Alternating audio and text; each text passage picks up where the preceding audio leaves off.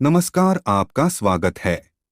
दोस्तों, दिवाली सनातन धर्म का प्रमुख त्योहार है, जिसकी शुरुआत धनतेरस से हो जाती है। हर साल कार्तिक मास की कृष्ण पक्ष की त्रयोदशी तिथि को धनतेरस का त्योहार मनाया जाता है। मान्यता है कि धनतेरस के दिन मां लक्ष्मी के, जिसके परिणाम स्वरूप धनतेरस के दिन माता लक्ष्मी, कुबेर देव, धनवंतरी और मृत्यु के देवता यमराज का पूजन किया जाता है। वैदिक पंचांग के मुताबिक इस वर्ष 10 नवंबर शुक्रवार को धनवंतरी जयंती अर्थात धनतेरस मनाई जाएगी।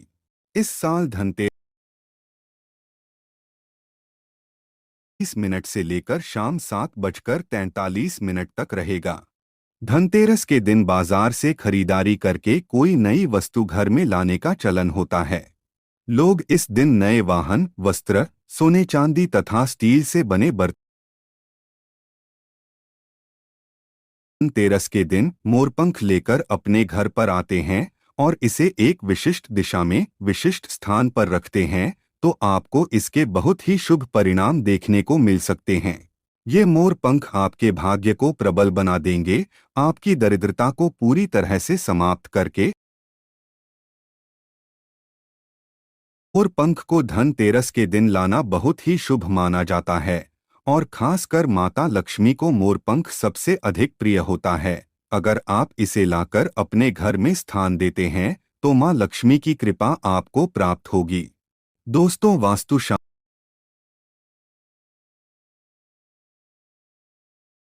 मोरपंख का घर में होना बहुत शुभ होता है। यह जिस स्थान पर भी होता है वहां की नकारात्मक ऊर्जा को नष्ट कर देता है। शास्त्रों में मोरपंख को सुख समृद्धि का प्रतीक माना जाता है। यह अत्यंत चमत्कारिक होने के साथ ही घर के वास्तु दोषों को भी कम करने में सहायक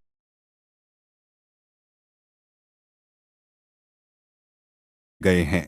मोरपंख घर में रखते समय इन नियमों का पालन अवश्य करना चाहिए, तभी इसका सकारात्मक प्रभाव देखने को मिलता है। वास्तुशास्त्र में मोरपंख को रखने की सही दिशा और स्थान के बारे में बताया गया है। अगर आप अपने घर में मोरपंख को उसके निश्चित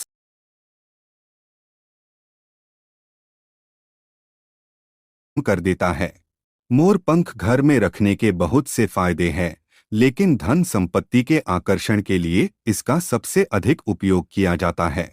अगर आपके घर में पैसे की तंगी है, धन का खर्च अधिक होता है, घर में पैसा नहीं आता है, तो आप अपने घर पर मोरपंख जरूर लेकर आए और उसे सही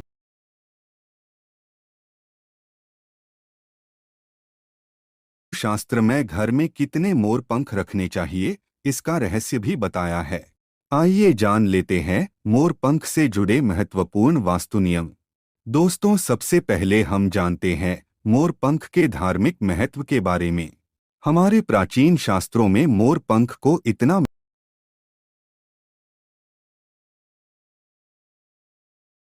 को एक चमत्कारिक यंत्र माना गया है।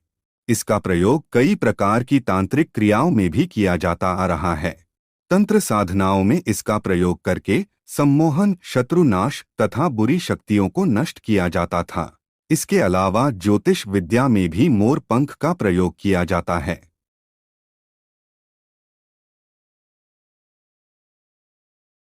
आदि ग्रंथों में विविध व्याधियों तथा रोगों को नष्ट करने में भी मोरपंख सहायक होता है।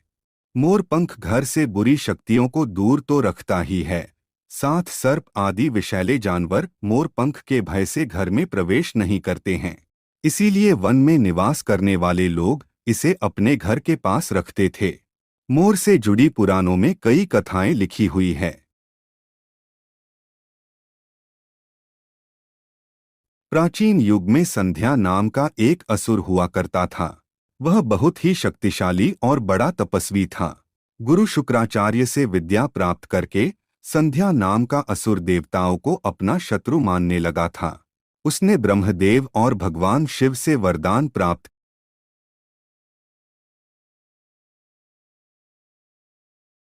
किया और कई देवताओं को बंदी बना लिया। लेकिन उस असुर को पराजित करने के लिए देवताओं ने एक योजना बनाई और उसके लिए उन्होंने मोर की सहायता ली।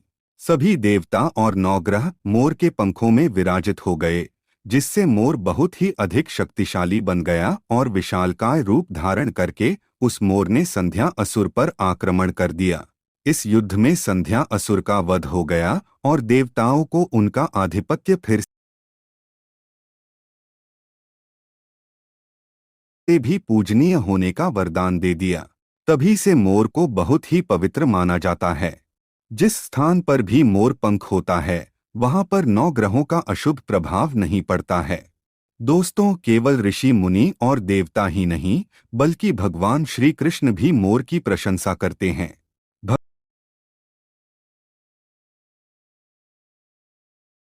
पंख को अपने मुकुट में धारण करके मोर के श्रेष्ठ होने का प्रमाण भी दिया है। मोर पंख के बिना भगवान श्री कृष्ण कहीं पर भी नहीं जाते हैं। श्री कृष्ण कहते हैं, मोर शांति और प्रेम का प्रतीक है। मोर सुख समृद्धि का भी प्रतीक है। मोर का पंख मनुष्य की हर प्रकार की नकारात्मक शक्ति से रक्षा करता है।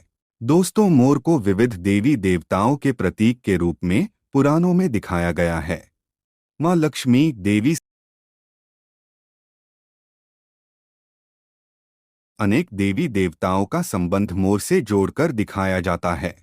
माँ लक्ष्मी धन संपत्ति ऐश्वर्य प्रदान करने वाली देवी है। माँ लक्ष्मी को मोर पंख अत्यंत प्रिय है।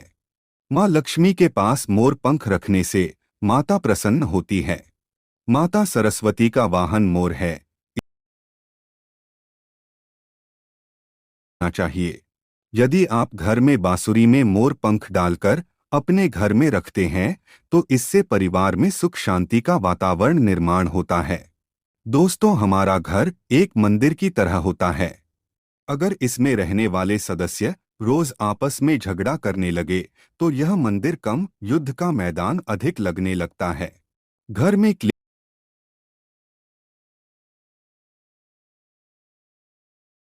घर में नकारात्मक ऊर्जा का प्रवेश करना। लेकिन हमारे घर में ये नकारात्मक ऊर्जा आखिर कहाँ से प्रवेश करती है और इस नकारात्मक ऊर्जा को दूर करने के लिए कौन से उपाय करने चाहिए? वास्तुशास्त्र के अनुसार प्रत्येक घर में नकारात्मक ऊर्जा फैलाने वाली चीजें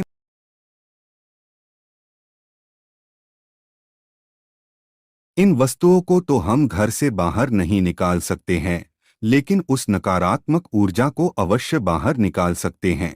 इसके लिए हमें मोर पंख का प्रयोग करना चाहिए। धनतेरस के दिन आप 3 मोर पंख ले और उसे अपने घर के मुख्य द्वार के पास हवा में जोर जोर से हिलाएं। इससे आपके घर के अंदर की नकारात्मक ऊर्जा आपके घर से बाहर चली जाएगी। अगर आप रोज सुबह ऐसा करते हैं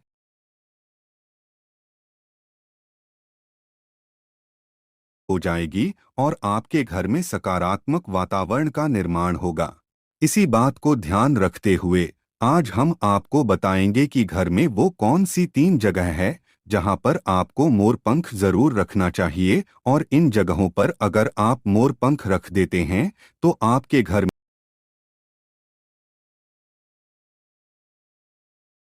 से नकारात्मक ऊर्जा को दूर करने के लिए। अगर घर में नकारात्मक ऊर्जा है और परिवार के सदस्यों की तरक्की में अड़चनें निर्माण हो रही है, तो आप धनतेरस के दिन अपने मुख्य द्वार के ऊपर गणेश जी की प्रतिमा रखें और प्रतिमा की दोनों ओर मोर पंख अवश्य रखें।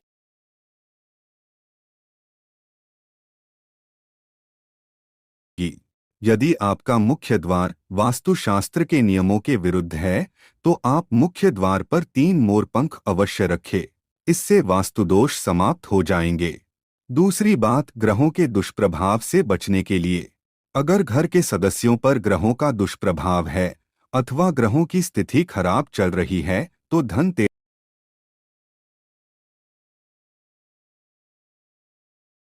फिर इसे ऐसे स्थान पर रख दे जहां पर ये किसी को दिखाई न दे।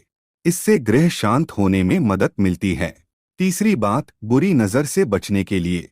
अगर घर के किसी सदस्य अथवा बालक को बुरी नजर लगी है या उस पर किसी की बुरी नजर का प्रभाव पड़ा है और दूसरे दिन इसे किसी बहते जल में अथवा कुएं में डाल दे, इससे बुरी नजर उतर जाती है। चौथी बात, पढ़ाई में मन नहीं लगता है। अगर घर के विद्यार्थियों का पढ़ाई में मन नहीं लगता है, उनकी याददाश्त कमजोर है, पढ़ाई करते समय बार बार नींद आती है, तो विद्यार्थियों को उस मोरपंख को अपनी किताबों में रखना चाहिए। इससे विद्यार्थियों में एकाग्रता बढ़ेगी और मां सरस्वती की कृपा बनी रहेगी। पांचवा उपाय, दुष्ट शत्रुओं से छुटकारा पाने के लिए। अगर कोई शत्रु जानबूझकर आपको परेशान कर रहा है और बार बार आपको नुकसान,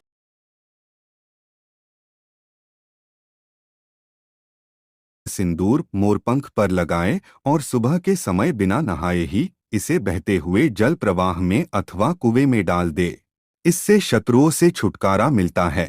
छठी बात, मनवांछित फल प्राप्ति के लिए। अगर मन की कोई इच्छा अधूरी है, कई दिनों तक कोशिश करने के पश्चात भी मन वांछित फल प्राप्त नहीं होता है,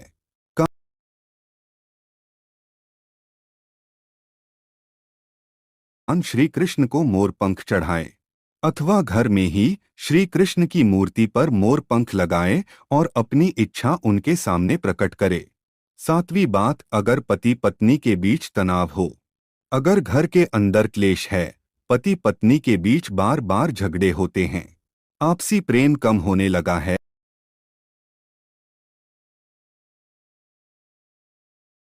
इससे दोनों के बीच में प्रेम बढ़ेगा और आपसी मनमुटाव कम होगा। आठवां उपाय, धन में वृद्धि के लिए। अगर धन की कमी है, अचानक धन खर्च हो जाता है, तो घर में तिजोरी अवश्य बनाएं।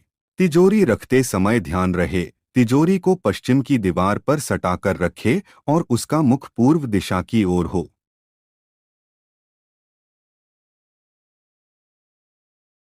में मोर पंख रखकर उसे तिजोरी में रखे। इससे घर में सुख समृद्धि आती है और धन की कमी महसूस नहीं होती है। यदि धन की समस्या आ रही है, तो घर के अग्नेय कोण में अर्थात दक्षिण पूर्व दिशा में अपनी कमर से ऊपर कंधे की ऊंचाई पर दो मोर पंख शुक्ल पक्ष में लगाएं।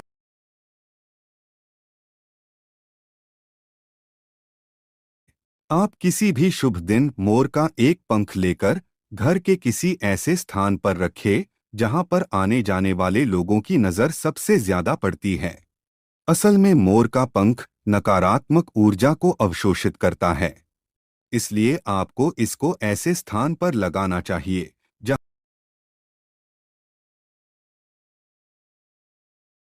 बल्कि आपके घर के सदस्यों के जीवन में भी सुख और समृद्धि जरूर लेकर आएगा।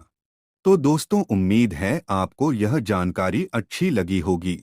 वीडियो को लाइक जरूर करें और कमेंट में सच्चे दिल से जय श्री कृष्ण और जय मां लक्ष्मी अवश्य लिखें।